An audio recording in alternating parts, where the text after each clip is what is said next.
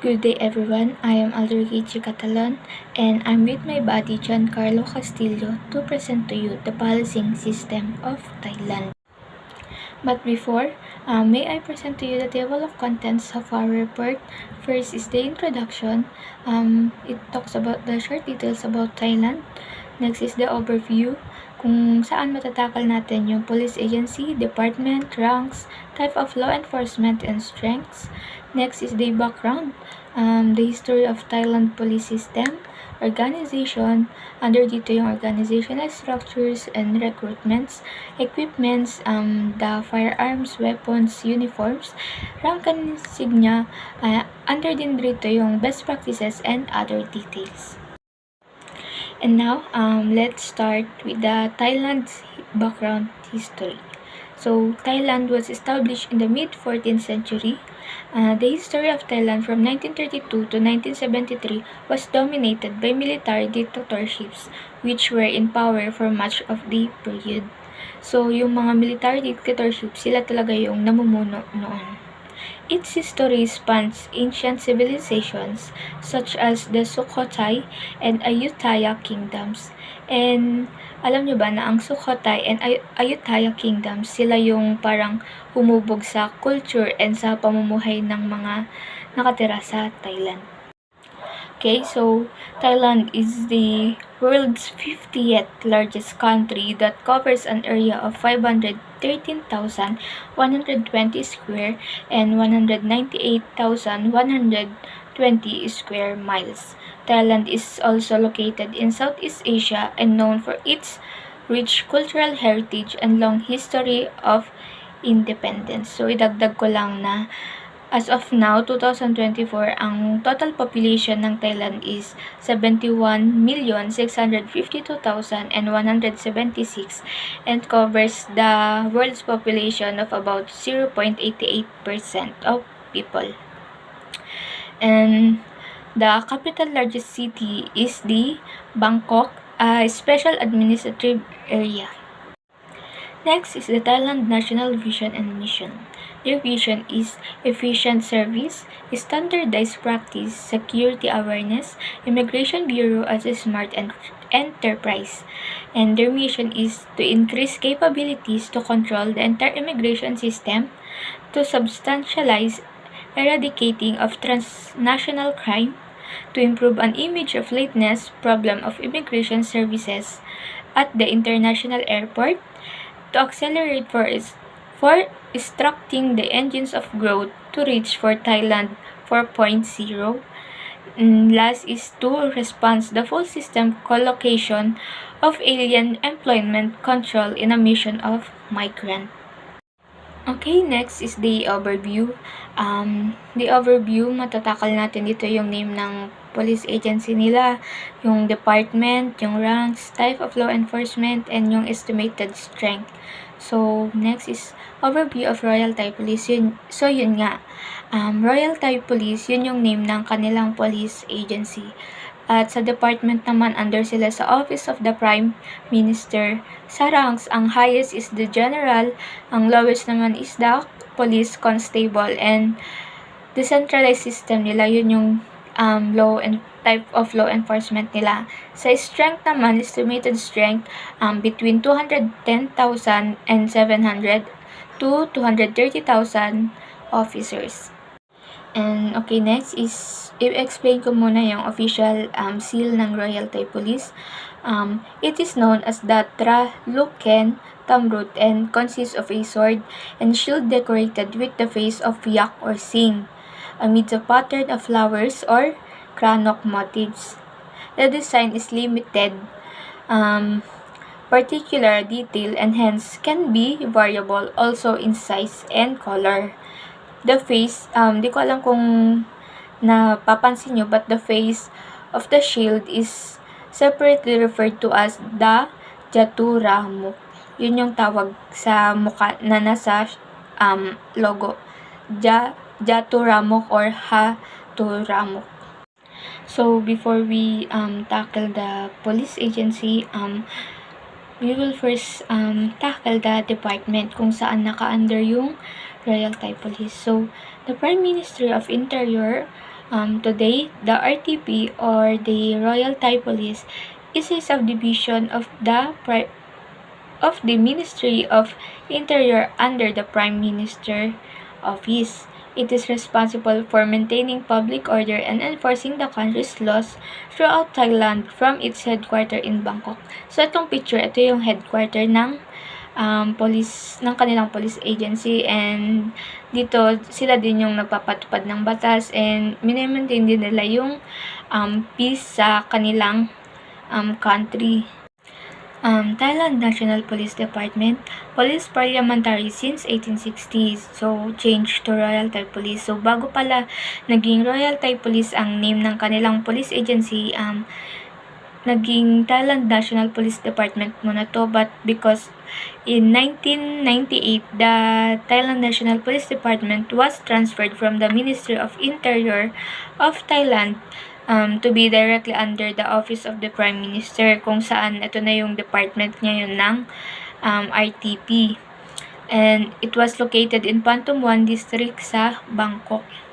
In charge in police functions throughout the entire nation, meanings dito talaga sila talaga yung talagang nagmamanage sa buong police department sa Thailand, police agency, ganun, police nations, ganun.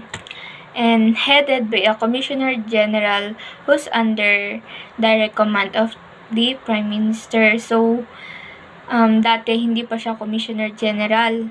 Ano muna siya, Commander to Director General. Pero since nga, under niya ngayon siya sa Prime Minister, naging Commissioner General siya. So, si Police General Somyut Pumpan Mung, siya yung dating former Commissioner General ng RTP. And ngayon, si Phay Thong Tarn Shinawatra, siya naman yung Minister Commander ngayon ng RTP. Okay, next is the background, kung saan matatalakay natin dito yung history ng Royal Thai Police. So, Royal Thai Police history. In the year 1455, Royal Thai Police came into existence over 500 years ago. So, matagal na pala siyang na-develop at matagal nang nag-exist itong Royal Thai Police na ito since 1455 pa, and ngayon, syempre, over hindi lang 500 years ago kundi marami pa, more than 500 years ago pa siya na develop. So, because kay King Rama IV, si King Rama kasi siya yung nag-modernize nung Royal Thai Police. So, dati, syempre, hindi pa siya modernize, ganun. Parang ngayon lang siya na-modernize. Hindi naman ngayon, pero na-modernize lang siya dahil nga kay King Rama IV. And in the year 1850s, an Englishman, Captain Joseph Bird Ames or Ames, helped set up the first uniform police unit. So, dahil sa tulong ni Captain Joseph, na itatag yung first uniform police unit ng RTP. And Captain Ames was the captain of an English vessel at that time. So, captain pa siya, then natulungan niya pa si King Rama na parang itatag yung first uniform police ng Thailand.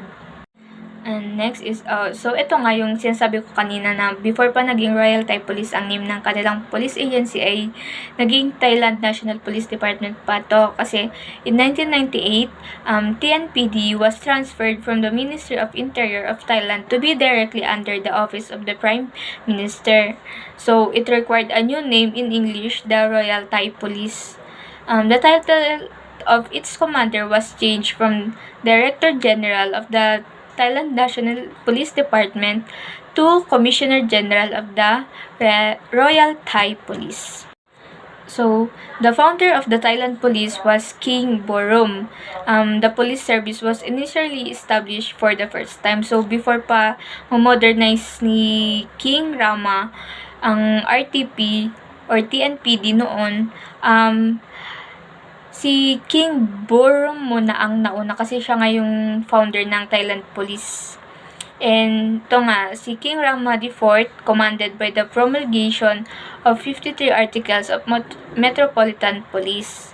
King Rama IV also granted the insignia of Patrol Department, which contained the figures of Shu and sword. So, dito kasi sa logo, hindi mo clear na makikita kung may issue ba siya. Pero yung sword, ito yung naka-slant. So, yun. Okay, so Royal Thai Police System, it is the National Police Force of Thailand. The RTP employs between 210,700 and 230,000, and as of now 230,000, as of now 2024 230,000 na yung officers nila, and roughly 17% of all civil servants. It is also recognized as the fourth armed force of the Thailand since their tradition, concept, culture, skills, and training are relatively similar to the army, and most of their officer cadets needs to graduate. So, gaya din dito sa atin, syempre need mong graduate. Pero, in terms naman sa army, kahit hindi ka graduate ng college, di ba, pwede ka pa rin namang mag-apply. Okay, next is the legal system of Thailand. The legal system of Thailand is based upon civil law, meaning the basis of civil law is the respect for tradition and customs, also mostly codified laws kasi siya. And gaya ng Thailand, ang pina-follow din mostly ng Philippines ay civil law. Under Thai criminal law, an accused is innocent until proven guilty, and the burden of proof rests with the public prosecutor. The defendant must be given the benefit of the doubt. So, sabi nga dito, innocent until proven guilty siya. So, ang i-prove mo ngayon ay yung guilty nung tao. Kasi nga yung burden of proof naman ay nasa prosecutor, kung sino yung nasa kabilang side siya. And the defendant must be given the benefit of the doubt. So, yun yan. Need mo talagang i-prove na guilty yung isang tao kasi nga innocent mo na siya. So, Thailand court system naman, court system sa Thailand consists of 3 levels. The Court of First Instance, the Court of Appeal, and the Supreme Court. So, guys, sa atin may Supreme Court din sila. And ang Supreme Court, siya yung pinakamataas na court sa isang bansa. All cases must commence in a court of first instance. In general, the law stipulates that all court proceedings be conducted in open court and in the presence of the defendant. So, gaya nga kanina, dapat i-prove mo ng guilty siya. And, sabi nga dito, the law stipulates that all courts proceedings be conducted in open court and in the presence of defendant. So, yung defendant, dun ka talaga magpo-focus, hindi dun sa victim. Dun. Okay, next is the decentralization in Thailand. Decentralization in Thailand is a political decentralization in Thailand since the 1990s caused by the democratic movement. The Thai Constitution of 1997 and Decentralization Law of 1999 started an official reform process, but from 2001 to 2010, both the Thaksin governments and military junta tried to recentralize the bureaucratic system under the CEO-style management and military sanction. But in the 2014 coup, a reform process has been frozen from the military-dominated politics. So, naging decentralized country ang Thailand kasi nga si King Rama V naman, dinivide niya yung provinces into 18 regions. There were subdivisions of the regions called the provinces, district, sub-districts, and villages. Chief executive of these areas are provincial governors, chief district officers, sub-district heads, and village heads, respectively. So, decentralized kasi, hindi lang siya nakafocus sa iisang place or isang state, regions, ganun. Kundi madami siyang madami siyang pinamumunuan, ganun. Gaya na lamang ng US na ang daming state, kaya naging decentralized din ang state. And dahil nga si King Rama, dinivide niya yung provinces na sa 18 regions, naging decentralized na din yung Thailand. Okay, next is the organization, kung saan tatalakayin naman natin yung organizational structure and recruitment ng Royal Thai Police. But first is the responsibilities muna ng RTP. It is responsible for maintaining public order and enforcing the country's laws throughout Thailand from its headquarters in Bangkok. The RTP has three main types of unit. Discuss natin to later on. The administrative, operational, and auxiliary special services. It is also has a rank structure of commissioned and non-commissioned officers. Itong ranks naman, tatalakayin siya ni Buddy Carlo mamaya. Next is the structure. The National Police of Thailand is known as the Royal Thai Police, and its main responsibility is to see to it that laws of the countries are followed by the citizens, and whoever breaches these laws is appropriately punished. So, syempre, pag may hindi nga sumunod sa batas na pinatupad nila, syempre, may parusa yon. And dapat kasi yun yung main na responsibility ng Royal Thai Police to maintain public order and to enforce law. So, dapat nga siyang sundin ng mga tao. And there are 30 police bureaus under RTP and another 6 division as well the Thailand National Police Department of TNPD is a unitary agency which fulfills the functions of enforcement of law and is a very powerful body. The Thai police has well-detailed hierarchical structure on the basis of which it functions and divides power. So, RTP organizational structure. So, pasensya na kung hindi siya masyado malinaw. Ito lang kasi yung nahanap ko habang nagsasearch ako. So, dito sa may left side, the Royal Thai Police organizational structure, ang pinakamataas is the Prime Minister. Next is the Police Commission Board and National Police Policy Making Board. And under neto is yung Royal Thai Police na nga. So, parang pangatlo siya sa pinakamataas. Next is the Office of the Inspector General. Under the Office of the Inspector General, we have the administrative units, the operation units, and the technical and support units. So, under operation units naman, we have main operation units and the support operation units. Sa kabilang instruction naman, the operation units naman, may main operation units siya, diba? Ito yung Metropolitan Police Bureau, Provincial Police Region 1 to 9, Frontline Operations Center. And sa next is the support operation units naman. We have the Central Investigation Bureau, Bureaucratic Suppression Bureau, Immigration Bureau, Special Branch, Border Patrol Police Bureau, and Office of Information Technology and Communication, and the Office of Forensic Science. Dito muna tayo sa major operational units. So, first is the Provincial Police. Provide services to every town and village throughout the kingdom except metropolitan, Bangkok, and border areas. So, as the name said, provincial police. So, meaning sa province lang siya ng Thailand nagpo-focus, hindi sa capital ng Thailand, which is the Bangkok, and sa mga border areas, kundi sa provinces lang talaga. Okay, next is the Border Patrol Police Division, or the BPP. It was developed in the 1950s with assistance from the United States Central Intelligence Agency. The Parliamentary or Paramilitary Border Patrol Police has remained the country's most effective internal security force. So, as the name said, sa border lang siya ng Thailand. Dun siya parang nagpo-focus. Okay, next is the Metropolitan Police, responsible for providing all law enforcement services for the capital city of Bangkok and its suburbs. Metropolitan Police was probably the most visible and publicly recognizable of all Thai police component. Siyempre, most recognizable talaga siya kasi nga nasa city siya. So, ito talaga yung main na nagpa-function dun sa city nila. Unlikely sa provincial na nakafocus sa province lang and sa border na nakafocus lang sa may border ng bansa. Next is the Central Investigation Bureau. The National Coordinating Headquarters has jurisdiction over the entire country.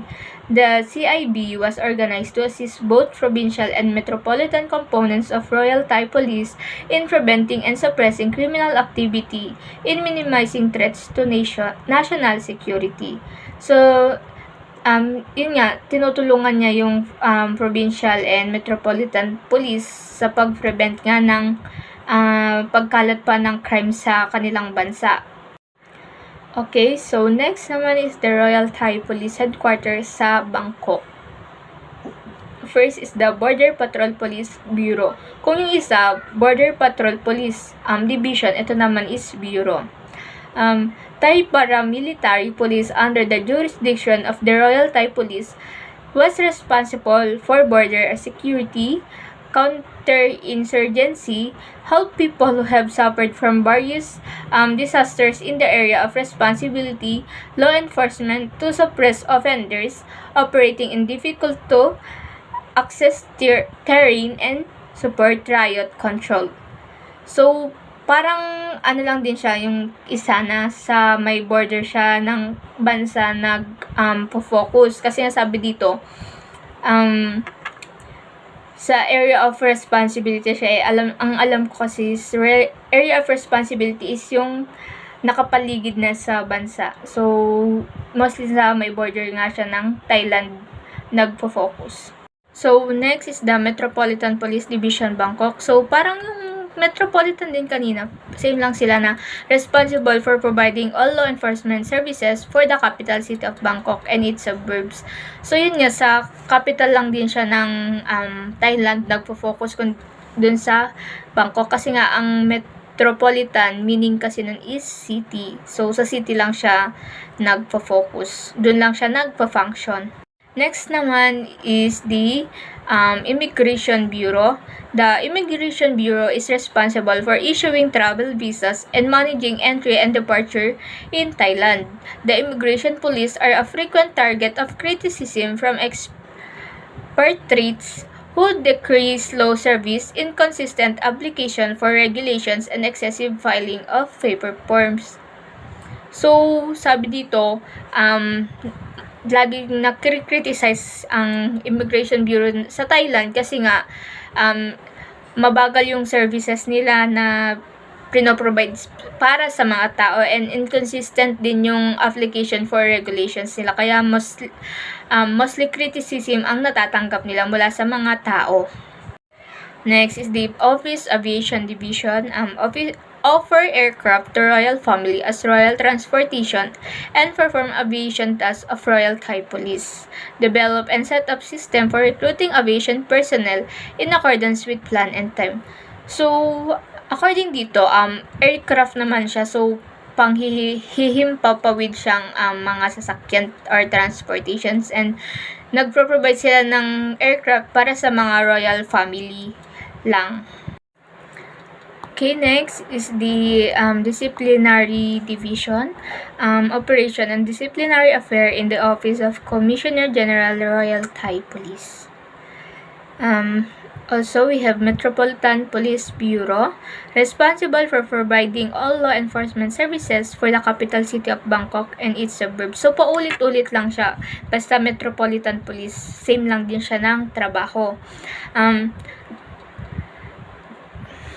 This largely uniformed urban force operates under the command of a chief who holds the rank of Police Lieutenant General, assisted by 6 deputy chief. So, ang nagmamanage sa Metropolitan Police Bureau is isang commander of isang chief who hold the ranks of Police Lieutenant General. Tas ina-assist naman siya ng 6 na deputy chiefs. So, other organization, we have the division under Central Investigation Bureau. First is the Crime Suppression Division or CSD. It is the largest component that responsible for conducting most of the technical investigations of criminal offenses throughout the kingdom. Special Service Division or SSD, the 1,600-man unit is to provide security to the royal family and to collect information on individual or groups whose behaviors pose a threat to the national security and His Majesty the King. So sila lang yung nagpro-protect din sa kanilang royal family. Okay, next is the Narcotics Suppression Bureau. It is the lead agency for counter-narcotics investigation in Thailand. Another is the Office of the Surgeon General. It is responsible for medical and health-related services for the police, including forensic science and autopsies. So, sila naman yung tumutulong sa police na mag-conduct ng autopsies para sa mga taong namatay na, syempre, and mostly sila din yung nag-handle para sa medical and healthcare ng mga police sa Thailand. Next is the Provincial Police Division. So, pareho lang din to nung nauna kanina. The Provincial Police form the largest of the Royal Thai Police operational components in both personal and geographic responsibility. So, syempre, dahil nga sa provincial siya, so, maraming province ang Thailand. And, ito nga, sabi nga dito, ito yung largest of the Royal Thai Police. Next is the Police Education Bureau. The RTP Education Bureau is responsible for training police personnel in the latest methods of law enforcement and the use of modern weapons. So, dito nag-aaral yung mga police para sa kanilang para sa tamang handle ng weapons nila, ganun. And, sabi nga dito, responsible for training police. So, sila din yung nagtre-train sa mga police sa Thailand. Other is the Special Branch Bureau. It is a special branch, sometimes referred to by critics as the political police. It's responsible for controlling subversive activities and serve as the Thai Police major intelligence organization as well as the unit responsible for VIP protection. So siguro pag may gathering ang mga politicians sa Thailand, sila yung nangunguna sa pag-protect sa kanila. Kasi sabi dito, VIP protection. Next is Tourist Police Bureau. Was elevated from the Tourist Police Division under Central Investigation Bureau in 2017. The creation of the Tourist Police is due to the fact that the tourism and entertainment industry in Thailand is growing every year. So, alam naman natin na marami talagang tourist spot sa Thailand. So, kadalasan din siyang pinupuntahan ng maraming tao, kaya na parang na-organize itong Tourist Police Bureau para yung para sa doon lang sila mag-focus sa mga tourism. Yun yung parang binabantayan nila, parang ganun. And next is the recruitment process and qualifications na. Okay, next is the recruitment process and qualifications. First is, dapat physically fit ka. Siyempre, sa pagiging police, may training yan. So, dapat kaya mo lahat ng trainings na ipapagawa sa'yo. Hindi yung susuko ka na lang kasi nga hindi mo kaya, ganun. And dapat mentally fit ka kasi mostly mga police nakakatanggap sila ng criticism mula sa mga tao, lalo na pag nagkamali ka ng isang beses lang. So dapat physically and mentally fit ka bago ka mag-police. Next is at least high school graduate and have a bachelor's degree. So parang dito rin sa Philippines na dapat graduate ka and dapat may degree ka. Next is good eyesight. Syempre, gagamit ka ng weapon like baril. Yun ang primary weapon ng mga police, baril. So, dapat marunong kang tumansya, ganun. Dapat bullseye lagi. Hindi naman bullseye lagi, pero dapat marunong kang bumaril and dapat sakto. Ganun. Next is fluent in Thai language or English. Syempre, kung magpupulis ka, dapat alam mo yung language nila. Hindi mo alam mag-type, pero hindi mo rin alam mag-English. So, hindi kayo magkakaroon ng good communication with the people in the Thailand.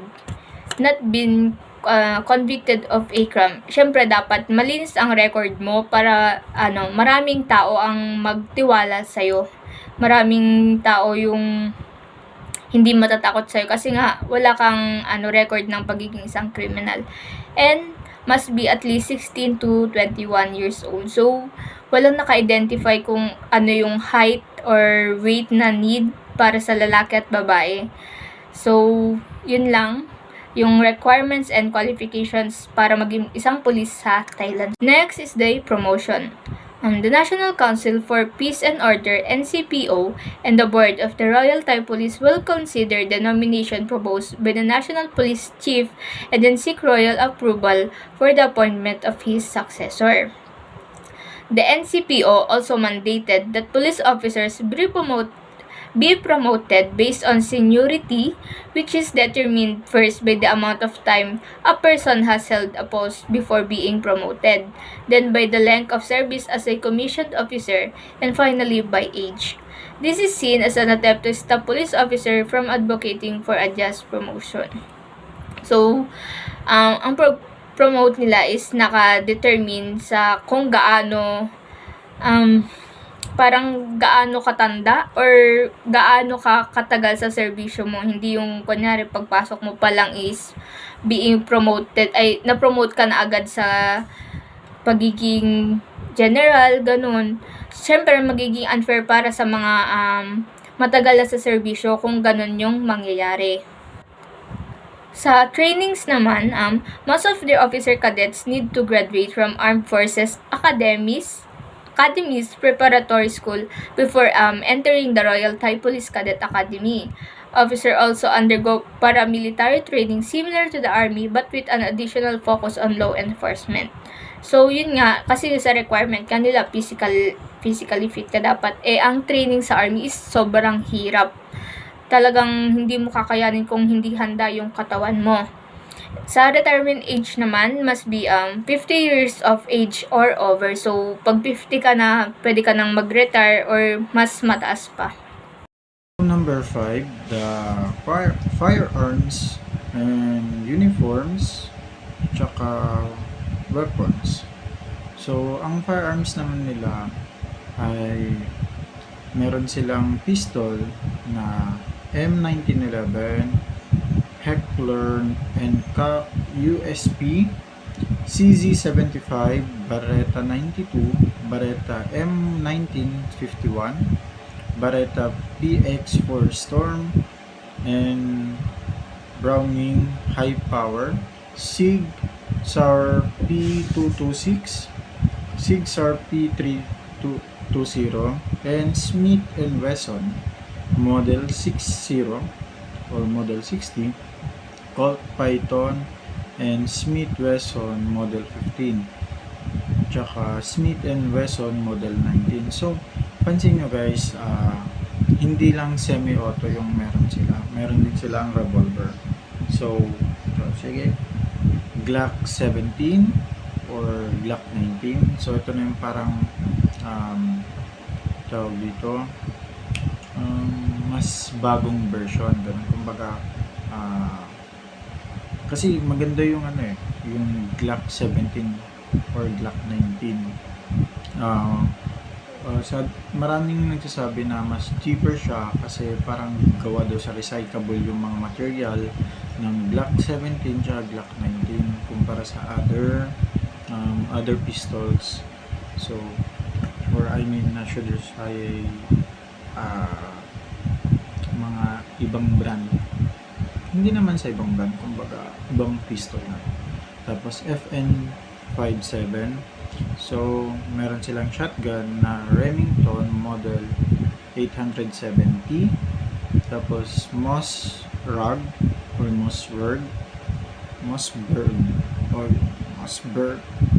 500. Tapos meron pa silang Franchi SPAS 12. So, punta naman tayo sa kanilang submachine gun. So, ito yung mga submachine guns nila. Meron silang MP5, UMP, MP7, Sig Sauer MPX, FNP90, Uzi, Chris Vector, and CZ Scorpion Evo 3. So, meron pa silang assault rifle.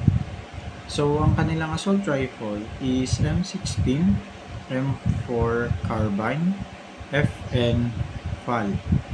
So, ang uniform nila is Royal Thai Police uniforms vary widely according to rank. So, ang uniform nila is parang iba-iba. Meron silang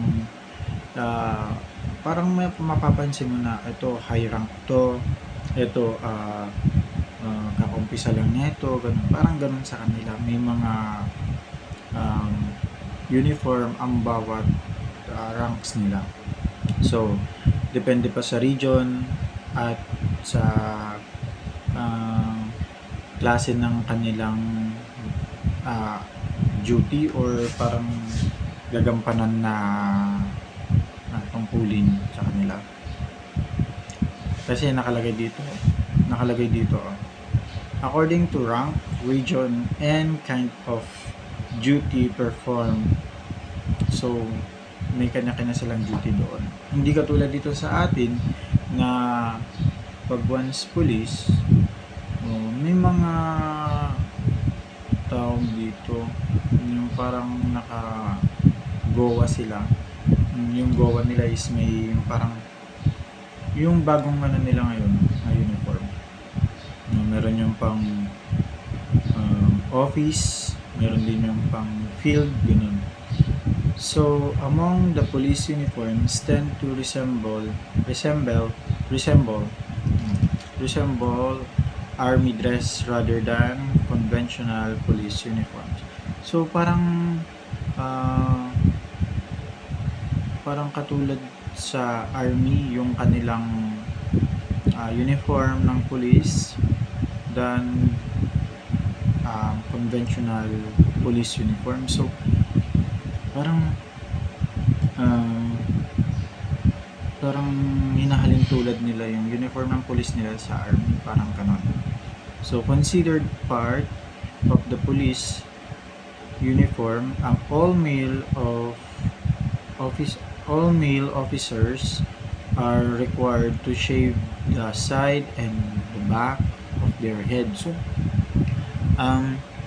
lahat pala ng police dun sa Thailand, kailangan nila i-shave yung kanilang ulo. Hindi yung totally ulo. Parang magtitira pa sila ng buhok sa taas. Yung parang wait lang ha. So, leaving a short crop of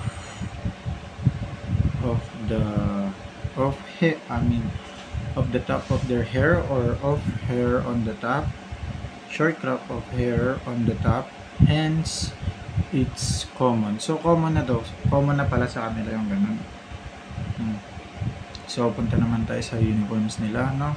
Ito yung uniform nila, Thai Commission Officer khaki uniform and Royal Police Officer uniform. Tapos ito yung Border Patrol Police Field uniform. At hindi lang yun, meron pa Police EOD uniform and PCCD Riot Control uniform. So ito yung mga uniforms nila, no? So ngayon, talakayin naman natin ang rank and insignia. So ito ang kanilang rank, Police Thai, Royal Thai Police ranks, Commissioned Officer. So umpisa natin dito sa commission.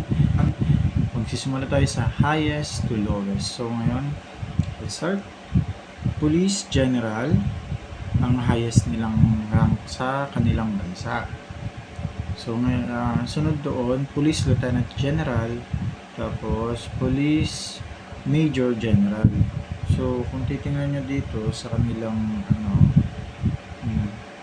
hindi dito sa picture, ito yung mga itsura ng kanilang insignia.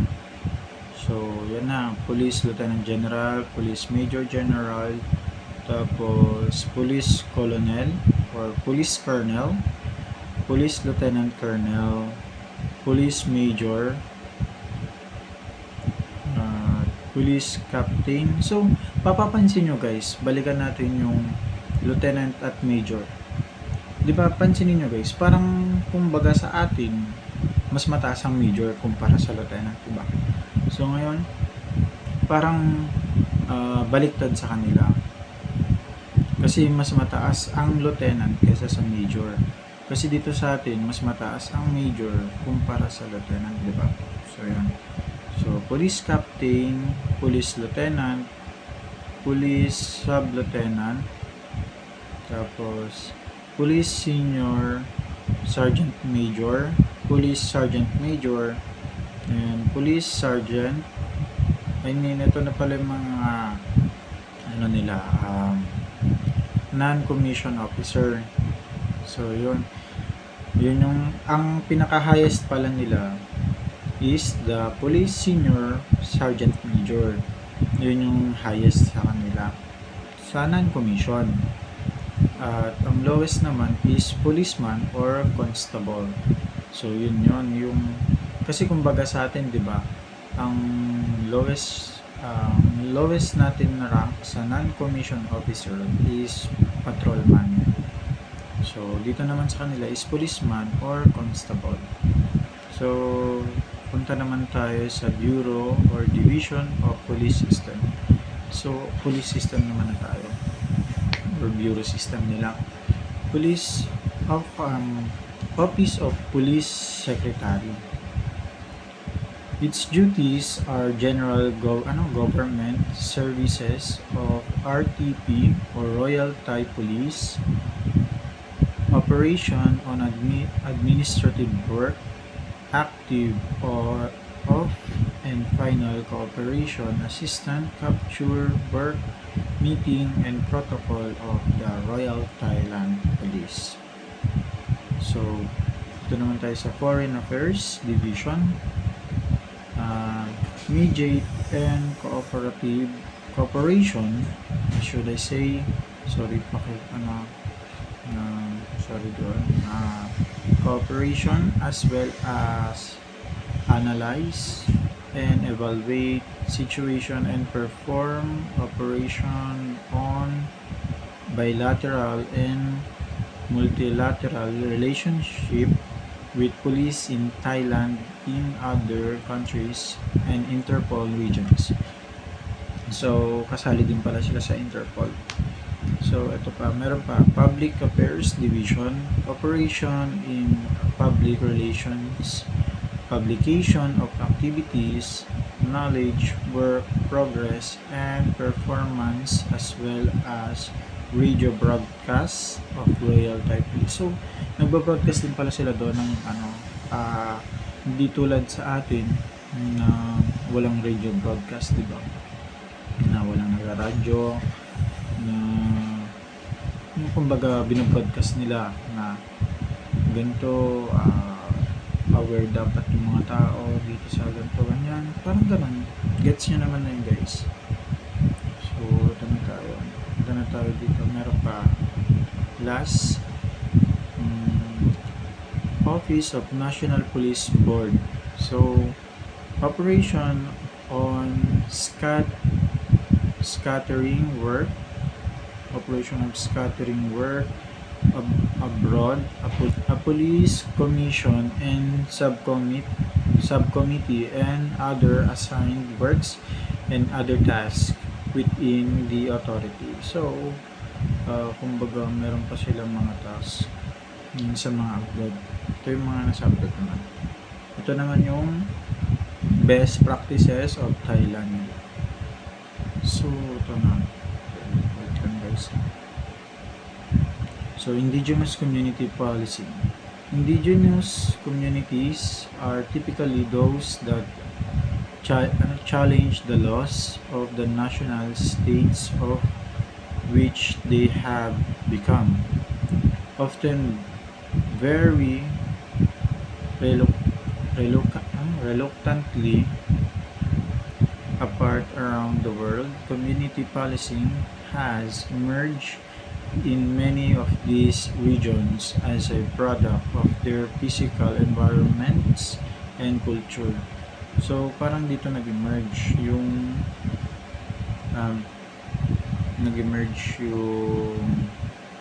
community policing. Parang because dahil dun sa kanilang environment or culture nila kasi. So, improving the policy, capacity, and performance. So, the primary objective of the study are to examine the roles of the police in preventing and suppressing violent crimes. At meron pa. So, punta naman tayo dito sa other details about Thailand. So, it was actually known as Siam, or I don't know how to pronounce it properly. So, Siam or Siam until 1939. Siamese cats are native to Thailand. In Thailand, it is illegal to leave your house without underwear on. Thailand, so wait lang. Balikan natin yung nakalagay dito. So, illegal ang lalabas ng bahay nang walang underwear sa kanila. So, kakaiba lang yun. Hindi ko lang alam bakit. Thailand is the world's largest exporter of rice.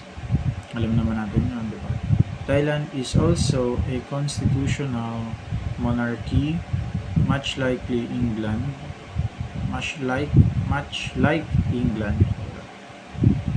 Also, Thailand is the only country in Southeast Asia that has not been influenced by the European power. It is also home to an exorbitantly priced delicacy made from saliva, I think, or saliva. And every year there is a festival dedicated entirely to monkeys in Thailand. So, meron pa tayo guys na other details about Royal Thai Police. Ito naman tayo sa mga police. So, the Royal Thai Police, or also known as RTP, it is the primary law enforcement agency in Thailand, although the military continue to carry out law enforcement tasks. So, hindi lang pala talaga police ang nagbabantay sa Thailand. Pati rin yung mga military, nag-enforce din pala sila ng law. Hindi katulad dito sa atin na ang nag-enforce lang ng law is mga police lang natin. Yung mga nakikita natin sa cities, ganon. Yung kahit yung mga medyo malalayo, police pa rin ang nag-handle or nag-enforce ng law. Hindi katulad nung sa army natin or sa mga ibang kasundaluhan natin is nasa island sila or nasa mga bundok at sila yung nagbabantay ng mga rebel kung may magtatangkang manakop, ganun. Parang ganun. So, saan tayo? Carry out the law enforcement task under existing law rather. The Royal Thai Police are empowered to use reasonable force in effecting an arrest.